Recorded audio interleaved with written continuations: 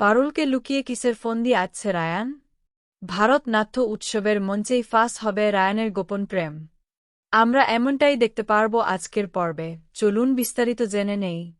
অনিরুদ্ধ স্যারের মুখ থেকে সেই ভয়াবহ খবরের কথা শুনে পারুল আর রায়ানের মাথায় যেন আকাশ ভেঙে পড়ে। স্যার জানান যে সংশোধনাগারের রান্নাঘরে গ্যাস সিলিন্ডার ফেটে এক বিশাল আগুন লেগেছে। সেই আগুনেই পামেলা, সংযুক্তাসহ অনেক কয়েদি মারা গেছে। খবরটা শুনে রায়ান একটা লম্বা দীর্ঘশ্বাস ফেলে বলে, হয়তো ওর কপালে এটাই লেখা ছিল। পারুল আর রায়ান দুজনেই মনে মনে ভাবল যে এবার বোধহয় তাদের জীবনের সব বড় বিপদ কেটে গেল এবং তারা শান্তিতে থাকতে পারবে। কিন্তু গল্পের আসল চমক তখনও বাকি ছিল।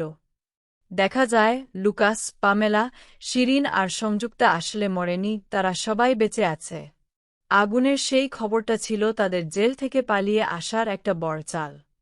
তারা এক গোপন জায়গায় বসে মিটিং করছে। লুকাস বলে যে এখান থেকেই তাদের আসল খেলা শুরু হবে।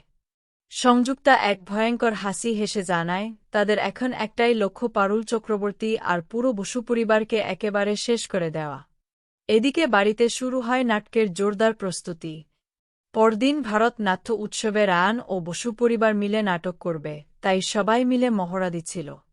রায়ানের মা বারবার নিজের সংলাপ ভুলে যাচ্ছিলেন বলে রায়ান বেশ রেগে যাচ্ছিল। ঠিক সেই সময় রায়ানের বাবা তার সেই পুরনো প্রেমিকা তথা নকল বিচারককে বাড়িতে নিয়ে আসেন। তাকে দেখে পারুল আর রায়ান তো অবাক। তারা ভাবতেই পারেনি যে ওই মহিলা এত ভালো অভিনয় করতে পারেন। তবে পারুল মহিলাকে নিয়ে একটু সন্দেহ করতে থাকে, যা দাদুম বুঝে ফেলেন। অন্যদিকে স্বামীর সাথে ওই মহিলার মাখামাখি দেখে রায়ানের মা রাগে ফেটে পড়েন। পরের দিন নাট্য উৎসবের মঞ্চে রায়ানরা তাদের নাটটি দেখায়।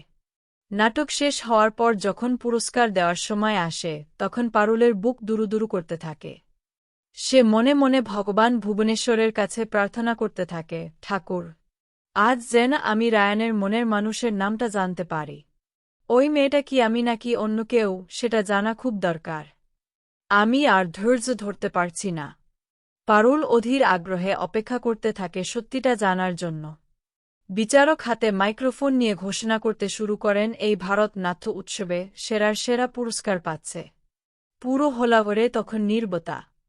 এখন প্রশ্ন হল, রায়ান কি পুরস্কারটা জিততে পারবে, নাকি জয়ের খুব কাছে গিয়েও তাকে খালি হাতে ফিরতে হবে?